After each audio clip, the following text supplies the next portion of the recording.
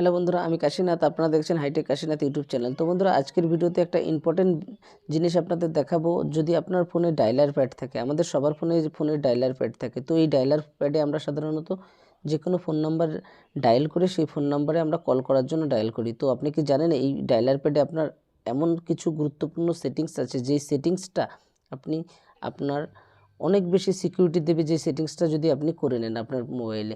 তো বন্ধুরা, চলুন আজকের ভিডিওতে আমি আপনাদের এটাই দেখাবো। তো ভিডিও শুরুর আগে একটা রিকোয়েস্ট করব, যারা চ্যানেলে নতুন অবশ্যই চ্যানেলটিকে সাবস্ক্রাইব করে নেবেন এবং পাশে থাকা বেল আইকন প্রেস করে অল করে নেবেন।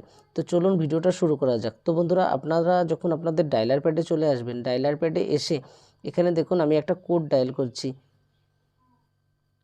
কোডটা ডায়াল করার পর আপনার ফোনে যদি দুটো সিম থাকে তো যে কোনো একটা সিম থেকে ডায়াল করলেই হবে, অথবা যদি আপনার ফোনে সিঙ্গেল সিম থাকে তো সেখান থেকে আপনি সিঙ্গেল সিমে আপনার এই কোডটা ডায়াল করে নেবেন।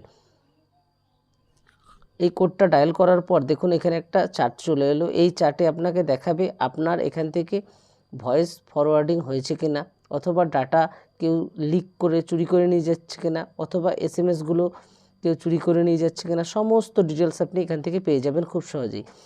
আর এইগুলো যদি আপনি এগুলো যদি আপনি সেটিংসের ভেতর গিয়ে খুঁজতে যান, আমার মনে হয় না আপনি একদিনে এই সেটিংসগুলো সমস্ত খুঁজে পাবেন।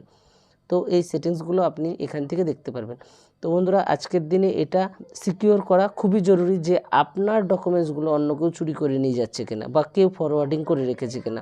তো এটা আপনি খুব সহজেই আপনার ফোন থেকে করতে পারবেন।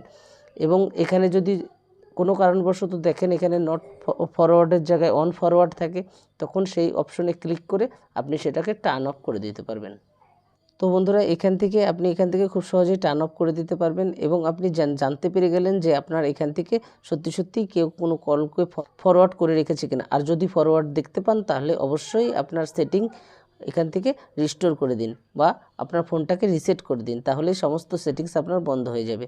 তো বন্ধুরা, এই ছিল ছোট্ট একটা ভিডিও। ভালো লাগলে অবশ্যই লাইক